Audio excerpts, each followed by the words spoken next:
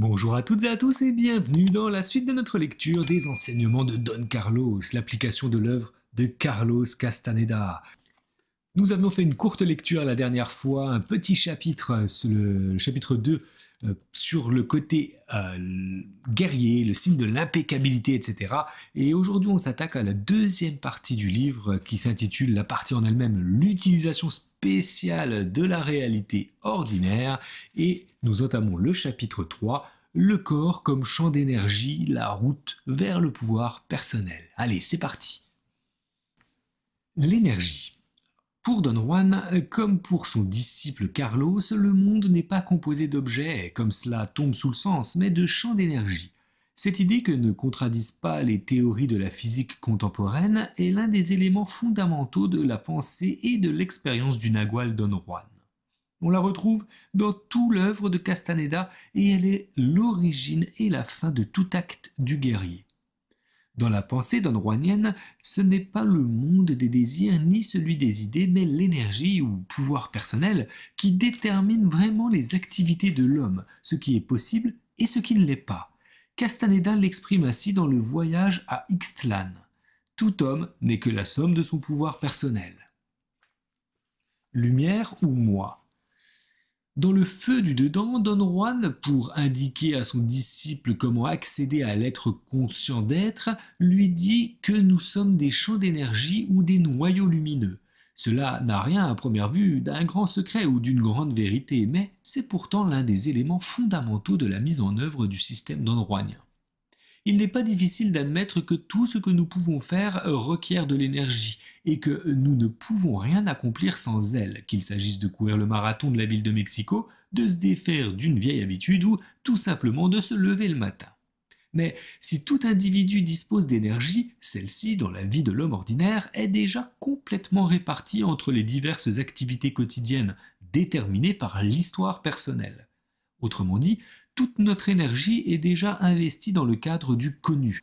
Et il ne nous en reste plus pour aborder l'inconnu. Lorsque nous voulons entreprendre quelque chose de nouveau, d'étranger à ce que nous faisons d'habitude, nous avons besoin d'énergie libre, disponible.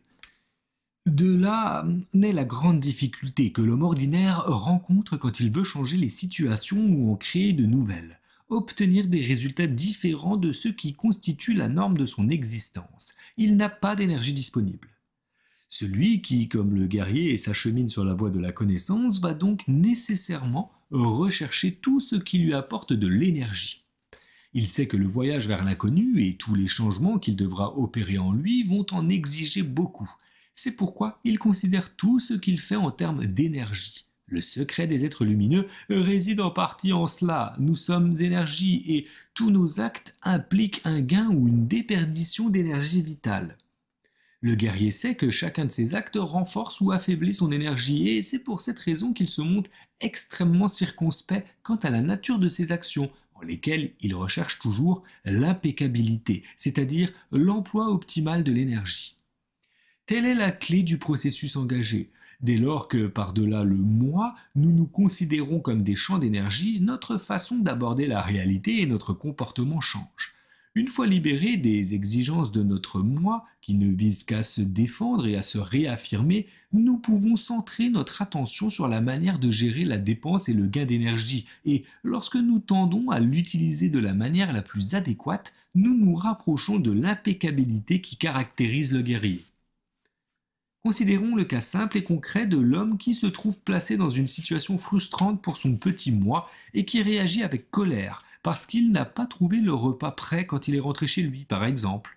Il se sent offensé, son ego exige réparation, il va se fâcher et menacer sa femme pour obtenir d'être traité avec plus de considération.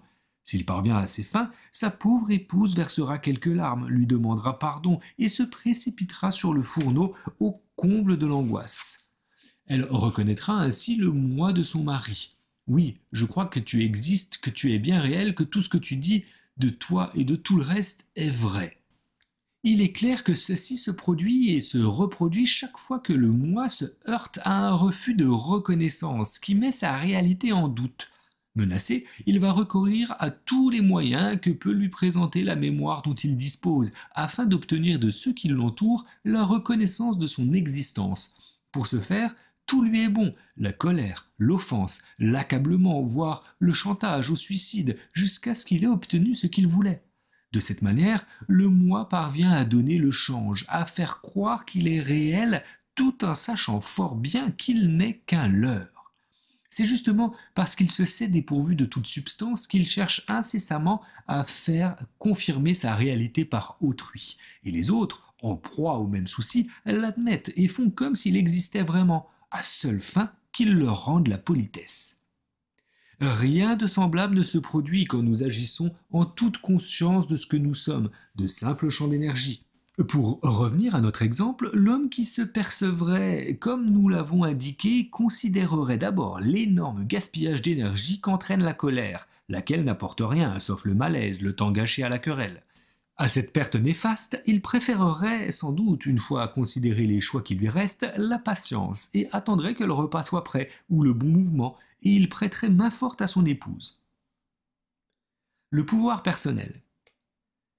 Don Juan dit et redit que tout ce qu'un homme fait et ne fait pas, peut et ne peut pas, et tout ce qui lui arrive dépend de son pouvoir personnel. Ce pouvoir est lié à la règle de conduite fondamentale du guerrier, la recherche de l'impeccabilité, de la meilleure utilisation possible de l'énergie. Nous avons pu établir certains principes fondamentaux concernant les champs d'énergie que nous pouvons être. A. Tout ce qui advient à un être vivant, tout ce qu'il peut faire, est déterminé par l'importance de son énergie ou pouvoir personnel. Le plus souvent, l'homme ordinaire croit que ce qui lui arrive est déterminé par des facteurs échappant à son contrôle, soit parce qu'ils sont extérieurs à lui, soit parce qu'il s'agit des supposées caractéristiques de son moi. On entend souvent autour de soi les gens parler de malchance, de mauvais sort. Il en est, et non des moindres, qui passent leur journée à toucher du bois. Il en est d'autres pour qui tout ce qui arrive de désagréable vient de quelque envoûtement. Lorsqu'ils reconnaissent leur erreur, il s'agit toujours cependant d'un effet de force incontrôlable. « Que veux-tu, c'est plus fort que moi, je suis très soupe au lait, on ne se refait pas », etc. De la même manière, l'énorme gaspillage d'énergie que nous suscitons en prenant des engagements irréalisables et en nous plaignant ensuite de n'avoir pu les tenir sera considéré comme l'effet d'un mystère insondable. Pourquoi étais-je sûr hier que je me lèverais tôt pour faire de la gym et pourquoi en suis-je incapable aujourd'hui ? On croirait presque avoir affaire à deux personnes différentes et tout ce qu'on trouve à dire dans ce cas c'est « je manque de volonté ». Cette explication ne serait pas si loin de la vérité si nous concevions la volonté comme la conçoit le sorcier, une accumulation de l'énergie disponible. L'homme ordinaire croit cependant que la force de la volonté est une caractéristique de la personnalité dont le sort nous a dotés ou privés et qui ne peut être cultivée à loisir. Pour Don Juan, il n'en va pas de même. Ce qui nous arrive dépend de notre pouvoir personnel et celui-ci, tout comme le sort favorable ou le mauvais sort, la bonne ou la mauvaise santé, la réussite de nos entreprises, nos affections et nos amours, les portes qui se ferment ou qui s'ouvrent à notre passage ne dépendent que de nous. Ajoutons que celui qui a beaucoup d'énergie disponible aura le plus souvent le sort le meilleur, sauf si toute cette énergie est mal contrôlée, et qu'à l'opposé, celui qui n'en a pas beaucoup, comme c'est le cas pour la plupart des hommes, aura une vie grise et pénible jusqu'à sa mort.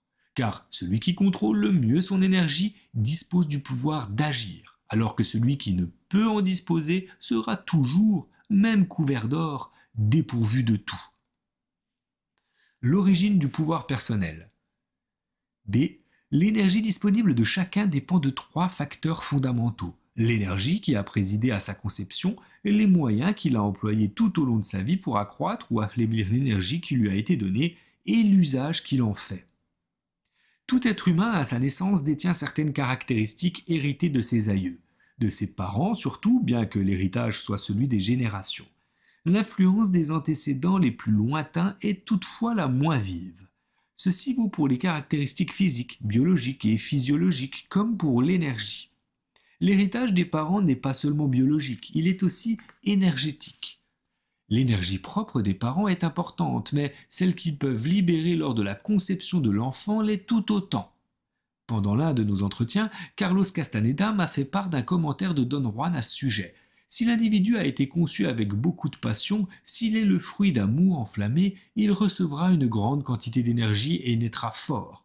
Si au contraire l'individu a été conçu dans les formes les plus civilisées, après quelques années de mariage et sans grande ardeur, ou pour l'exprimer dans les termes de Don Carlos, s'il est le produit d'une baise lassée, son énergie à sa naissance sera plutôt faible. Fort heureusement, l'héritage génétique n'est pas le seul facteur déterminant énergiquement notre existence. Celle-ci est également affectée par l'utilisation que nous faisons de l'énergie reçue, qu'elle ait été mesurée ou abondante. Ainsi, celui qui ne dispose que de peu d'énergie mais l'utilise de son mieux se trouvera sans doute en meilleure situation que celui qui déborde d'énergie mais ne sait pas la contrôler. On rencontre donc des individus qui, nés avec peu d'énergie, ont pu, en prenant la voie du guerrier, qui a bien d'autres noms, voir celle-ci grandir. On en rencontre d'autres qui, nés avec beaucoup d'énergie, ne l'ont employée qu'à satisfaire leurs caprices et à hypertrophier leur moi, ce qui a gâté la grande part de leur pouvoir. Je pense à ceux qui savent toujours tirer leur épingle du jeu sans grand effort personnel, ou à ceux qui manipulent sans plus d'effort leur entourage sans jamais payer de leur personne, qui ont l'habitude d'être aimés mais n'aiment pas. La facilité avec laquelle ils assouvissent leurs désirs les amollit et les affaiblit. Ils dominent les autres, mais sont esclaves de leur faiblesse. Si la condition idéale est sans doute d'avoir beaucoup d'énergie et de la contrôler parfaitement, l'expérience n'en révèle pas moins que l'effort personnel demeure plus efficace que le talent. Celui qui est né avec peu d'énergie mais qui s'efforce de l'utiliser de son mieux, en recherchant l'impeccabilité, la verra augmenter. Celui qui est né débordant d'énergie mais que l'aisance a amolli et affaibli, la verra diminuer. Il n'y a pas de règle générale. Le résultat dépend de l'effort de chacun. L'énergie est déterminée par des facteurs appartenant au passé et par ceux de notre présent. Le lien entre ces facteurs peut être considéré dans sa continuité et la question sera « avec combien d'énergie suis-je né et que vais-je en faire ?» ou dans sa discontinuité. Et la question sera alors « que suis-je en train de faire de mon énergie et quel changement puis-je en attendre ?» Mais de toute manière, nul n'est condamné ni par sa naissance ni par son passé. Nous avons la possibilité d'utiliser autrement notre énergie, de la recouvrer ou de l'augmenter. La détermination du passé. C. L'utilisation que l'homme ordinaire fait de son énergie n'est pas le produit du hasard ni de son choix personnel, mais celui de son histoire personnelle. L'homme contemporain se plaint à se considérer comme libre, mais ses possibilités de choix sont bornées à une part infime de ses activités. Hormis celles répondant à ses fonctions biologiques, les diverses volontés qu'il peut exercer sur lui-même et sur les autres sont déterminées par son histoire personnelle.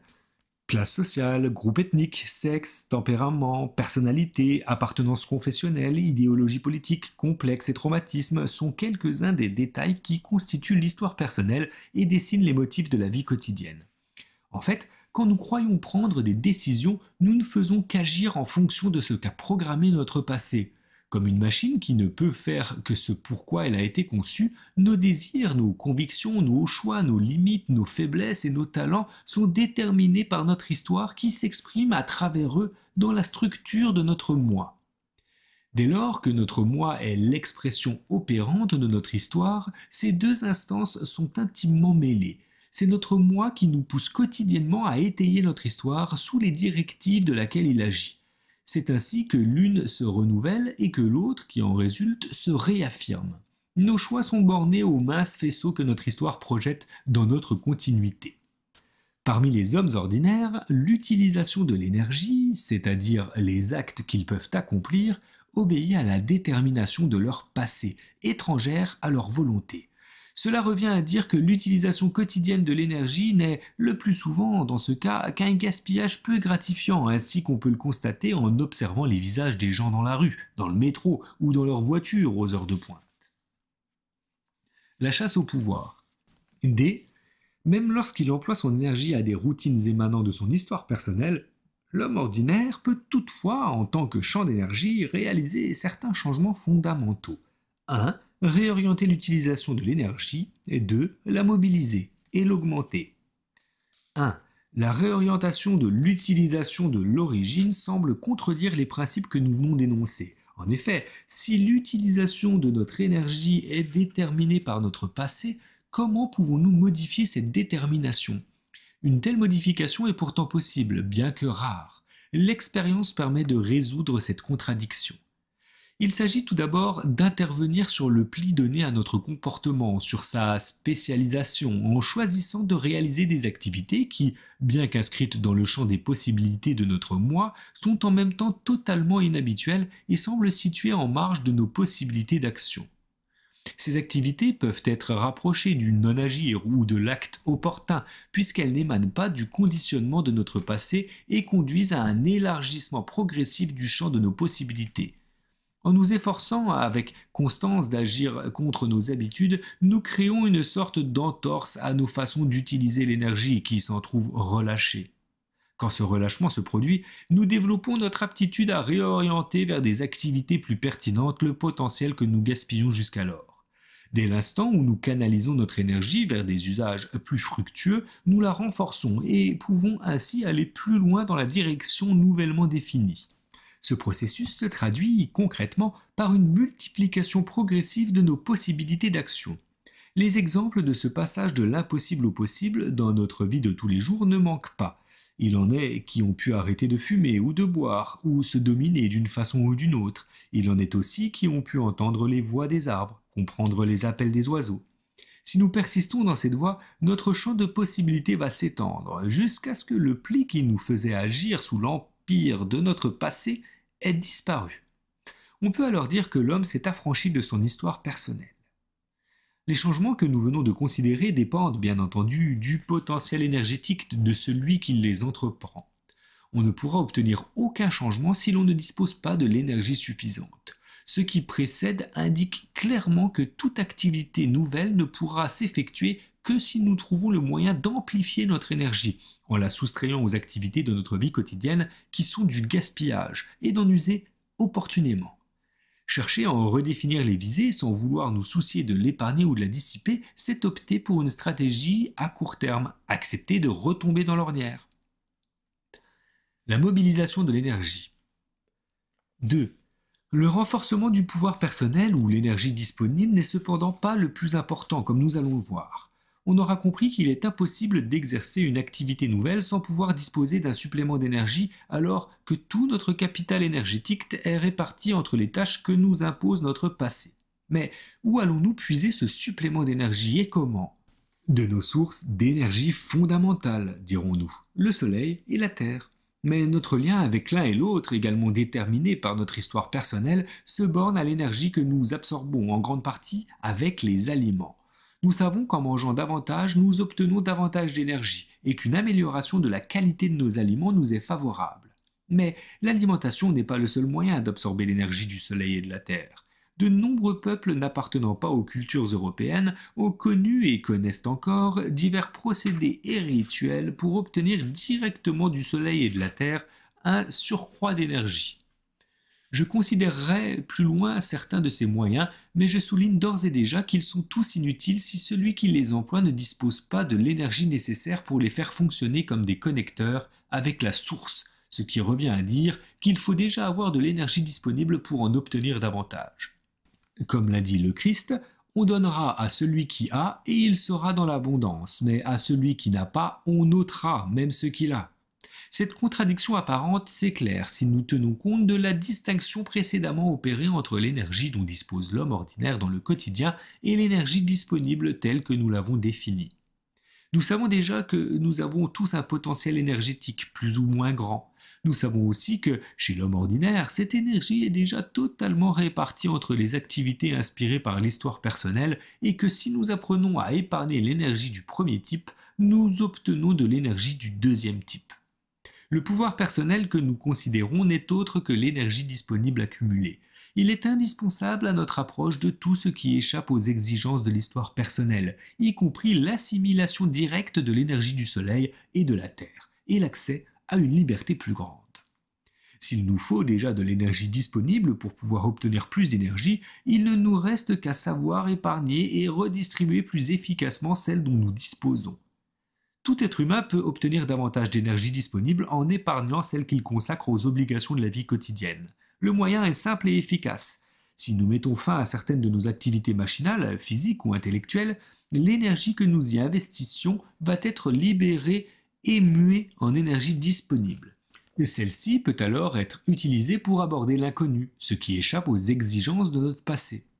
Bien entendu, toutes nos activités machinales de toute nature ne peuvent être suspendues. Certaines de celles que nous pouvons interrompre favorisent l'accumulation d'énergie. C'est pour cela que les guerriers font une sorte d'inventaire personnel de leurs dépenses d'énergie afin de mieux la gérer grâce aux techniques du guet signalées au premier chapitre. Ils définissent ensuite une stratégie visant à en réorienter l'utilisation de sorte à pouvoir l'épargner et à obtenir plus d'énergie disponible. Avec cet inventaire, le guerrier peut choisir, dans la multitude de ses activités quotidiennes, celles qui ne sont pas indispensables à sa survie et qui représentent un gaspillage important et destructeur, puisqu'ils privent d'énergie. Il peut ainsi progresser grâce à des suspensions provisoires ou définitives de certaines activités. Je décrirai plus en détail ce processus dans la partie consacrée aux techniques. Évidemment, l'efficacité de l'interruption d'un automatisme dicté par notre histoire personnelle, habitudes alimentaires, attitudes et comportements, traits psychologiques, etc., dépend de l'énergie dont nous disposons. Il arrive que nous ne puissions rien interrompre du tout, parce que nous avons choisi des activités très dissipatrices, mais cependant indispensables à l'épargne d'énergie. Nous ne pouvons les interrompre parce que, tout simplement, nous n'avons pas suffisamment d'énergie pour le faire. Toutefois, il existe un moyen de contourner cette difficulté en recourant à ce que j'appelle l'espace minimal de liberté personnelle. Cet espace minimal est celui sur lequel nous pouvons agir et qui concerne des domaines apparemment peu importants de notre existence. En tant qu'hommes ordinaires, nous ne pourrons sans doute pas nous défaire immédiatement de certaines habitudes comme le tabagisme, l'emportement ou la complaisance envers soi-même. Mais nous pouvons en revanche apprendre à dormir dans une position différente de celle que nous prenions jusqu'alors. Nous pouvons examiner pendant une quinzaine de jours nos pensées au moment du réveil et au moment où nous nous couchons. Et si nous découvrons ce qui se produit le plus souvent, qu'elles sont néfastes et représentent un gaspillage d'énergie, nous pouvons essayer pendant la quinzaine suivante de penser à autre chose. Il est possible, à l'aide d'un inventaire des dépenses d'énergie, de découvrir bien des activités simples qui nous permettent d'épargner ainsi de l'énergie. Une fois l'élan donné, cette énergie épargnée nous permet peu à peu d'adopter des moyens d'épargne qui ne nous étaient pas accessibles à défaut d'énergie. Les gaspillages les plus communs sont le tabagisme, la consommation d'alcool, les disputes, les sommeils trop longs, l'excès de tergiversation, le jugement porté sur autrui, la critique, la condamnation, les lamentations et l'identification fantaisiste avec les protagonistes des scènes de violence qu'étale la télévision, le cinéma, la une de certains journaux pour n'en citer que quelques-uns. Je vais à présent considérer plus particulièrement les émotions et l'importance personnelle qui sont les deux versants de la débauche d'énergie la plus vaine et la plus pernicieuse. Les émotions. Il convient tout d'abord de distinguer à des fins pratiques les émotions des sentiments. Cette distinction s'impose, alors que les sentiments sont des réactions naturelles à ce qui nous frappe, à ce que nous percevons. Les émotions, en revanche, sont le produit non pas de la perception, mais de la pensée, de la raison, qui n'est le plus souvent pas très raisonnable chez le commun des mortels. Les sentiments n'entraînent pas de gaspillage, au contraire des émotions, qui en produisent abondamment. Les deux grands sentiments, la joie et la tristesse, viennent de notre conscience. Par exemple, notre corps, lorsqu'il entrevoit sa faim, nous en avise par une certaine tristesse ou une mélancolie qui n'est pas un gaspillage d'énergie parce qu'elle nous débarrasse de nos mesquineries et nous est favorable. De même, la joie véritable, celle qui, sans être provoquée par une plaisanterie ou quelque comédie, sans être filtrée par la raison, nous est donnée par notre conscience qui a perçu quelque chose d'heureux. Nous n'avons pas besoin de réfléchir pour nous réjouir d'une vie qui naît, d'une caresse ou d'un regard, de la vision d'un colibri butinant une fleur ou d'un arbre dansant dans le vent. Les émotions sont en revanche le produit de la pensée. Elles ne pourraient naître en dehors de la réflexion et nous posent, en laissant la perception en retrait, des problèmes que nous ne pouvons résoudre de façon sensée. Les formes d'émotions les plus courantes sont la colère, la jalousie, l'envie, l'apitoiement sur soi, la dépression autodestructrice, etc. Toutes ces émotions nous seraient épargnées si nous ne caressions auparavant les pensées qui leur sont liées. Nul ne peut se mettre en colère sans le vouloir. Pour le faire, il nous faut tout d'abord nous consulter et nous dire que ce qu'on a pu faire n'est pas juste, que nous ne méritons pas ça et autres pensées semblables. Que celui qui en doute essaie un peu de se mettre en colère sans pensée et sans parole. Prenons l'exemple de l'amoureux jaloux, parce qu'il a aperçu sa bien-aimée en train de s'entretenir aimablement avec un autre homme. Telles sont les apparences. Il y a ici une femme, la fiancée, en train de parler avec un homme, l'inconnu, et de lui sourire. Ce ne sont pas ces apparences qui produisent l'émotion dissipatrice de la jalousie, mais le fait que l'amoureux, à partir de son histoire personnelle, peut-être voit-il trop de films, peut-être écoute-t-il trop de chansons d'amour, peut-être souffre-t-il du divorce de ses parents, commence malgré lui à se dire que celle qu'il regarde n'a aucun droit de le trahir ainsi, car l'unique personne capable de la faire sourire ne peut être que lui, qu'il ne la trompe pas, du moins aussi ouvertement, qu'elle lui manque de respect, etc. Ce sont des pensées de ce genre et non pas ce qu'il voit qui provoque cette jalousie douloureuse et dissipatrice d'énergie. Qu'importe que sa bien-aimée soit en train de parler à son cousin ou avec un ami ou qu'elle soit réellement en compagnie d'un amant, la jalousie est tout d'abord dans la tête du jaloux. Sous l'empire des émotions, la réalité se fait de plus en plus lointaine. Plus nous nous attachons à la discussion, moins nous percevons distinctement, et une fois éloignés de la réalité, comment pouvons-nous agir sur elle ? Nous lui faisons violence, et nous sommes alors capables de balayer toute bribe d'amour et de beauté qui a pu nous être donnée, et de nous considérer comme des victimes. C'est ainsi que les hommes se perdent, et c'est pourquoi il nous faut cultiver le guerrier qui est en nous. Nos émotions sont, comme la plupart de nos activités, répétitives et déterminées par notre passé. Chacun a des schémas émotionnels qui lui sont propres, des moyens particuliers de gaspiller l'énergie et de s'affaiblir. Il est facile de se rendre compte par un examen de conscience que les conflits et les problèmes liés à nos émotions réapparaissent cycliquement. Changer de partenaire ou de milieu ne les fera pas disparaître. Il en va de même pour toutes les émotions pernicieuses qui se nourrissent d'elles-mêmes. Mais nous connaissons à présent un secret qui, utilisé à bon escient, se révèle être un trésor inestimable. Les émotions ne peuvent être provoquées sans la pensée, et plus encore, elles ne peuvent être provoquées que par certaines pensées.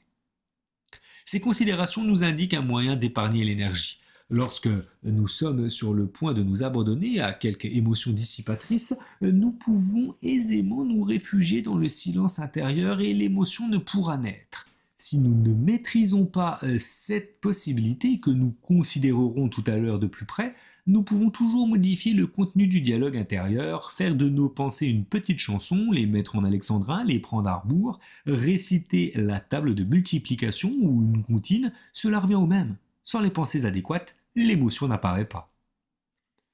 L'importance personnelle. Avant d'examiner la nature de l'importance que nous pouvons accorder à notre moi et les moyens dont nous disposons pour réduire ou supprimer au besoin son hypertrophie, je voudrais signaler une donnée mise en évidence grâce à l'inventaire des gaspillages d'énergie. Le souci de notre moi consomme plus de 90% de notre énergie sans aucun résultat, autre que la maladie, la solitude, la faiblesse et une vie médiocre. En effet, nous vouons la plus grande part de notre énergie à des activités liées à l'importance personnelle, qui dépassent largement ce que nous appelons la vanité. L'importance personnelle, c'est la forme qu'adopte notre moi pour manipuler la réalité afin de se réaffirmer et de se convaincre qu'il est bien réel. Avant d'aller plus loin, considérons quelques activités liées à l'importance de notre image. Celle qui consiste à la défendre tout d'abord. Nous ne pouvons nous cacher qu'elle consume la plus grande part de notre énergie.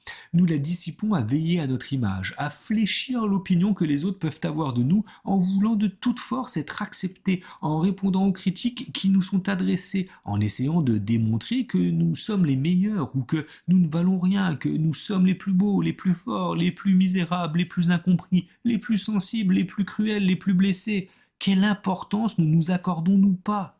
C'est pourquoi nous vivons enchaînés à ce que Don Carlos appelle le reflet du moi, dont l'aspect essentiel est le souci de l'image de nous-mêmes que nous essayons de projeter sur les autres. Puisque nous dissipons pour cette image la plus grande part de notre énergie, l'abandonner ou tout au moins réduire son importance devient l'un des principaux objectifs du guerrier et du guetteur, lesquels n'agissent pas ainsi pour des raisons morales. Le guerrier ne vise pas l'éthique mais l'impeccabilité. Il est champ d'énergie et opère en tant que tel. Je vais tout d'abord considérer les moyens de contrôler l'importance personnelle essentielle pour la préservation de notre énergie et les techniques adéquates conduisant au premier des non-agir que j'examinerai ensuite. Tout ce qui vaut pour le pouvoir personnel des êtres humains vaut aussi pour les autres êtres vivants, comme champ d'énergie. Don Juan fait souvent l'allusion à l'existence d'animaux magiques que nous pouvons rencontrer et qui sont invulnérables. Ils ne peuvent être capturés par le chasseur. Ils ont ce pouvoir parce que, contrairement à leurs semblables, ils sont libres, affranchis de toute habitude, plus légers et plus puissants. Le sorcier Yaki ajoute que la rencontre de l'un de ces êtres est une des plus grandes chances qui peut nous être offerte. En effet, le principe du pouvoir personnel opère aussi chez l'animal. Disons simplement que les animaux qui ont le meilleur sort sont ceux qui disposent de beaucoup d'énergie. Ils ont ainsi la possibilité de vivre plus intensément que leurs semblables. Il en va de même pour les plantes et tous les autres êtres vivants. L'énergie d'un arbre, par exemple, peut être très grande et nous reposer dans son ombre ou entre ses branches peut nous être très bénéfique. Ce qui se passe entre les animaux se passe aussi entre les hommes. Ceux qui parviennent à vivre hors de la routine et disposent de beaucoup d'énergie deviennent tout naturellement des êtres magiques. Ils ne sont plus alors régis par les lois communes, mais gouvernent seuls leur vie, leur destin et les circonstances grâce au pouvoir dont ils disposent et qu'ils servent aussi immanquablement. Nous arrivons au terme de ce chapitre. Le prochain sera considéré aux techniques. J'ai vu ça, je me suis spoilé un petit peu. Écoutez, en tout cas, j'espère que ça vous aura plu. Vous l'aurez compris, hein. Ne gaspillez pas votre énergie. Faites des petites choses pour éliminer les choses au quotidien qui vous pèsent. Ce n'est pas si simple à faire, mais écoutez, je pense qu'il y a des choses qu'on peut optimiser effectivement. Et comme il le dit, ne vous focalisez pas à vouloir paraître correct et bien envers des personnes qui n'en valent pas la peine. Les gens qui vous aiment le plus, vous aiment comme vous êtes, donc ne changez rien et ça fera également des économies d'énergie. Voilà, je vous souhaite à toutes et à tous une bonne journée, une bonne soirée ou une belle nuit si tel est le cas et je vous dis à très vite pour la suite de notre lecture. Bonne journée.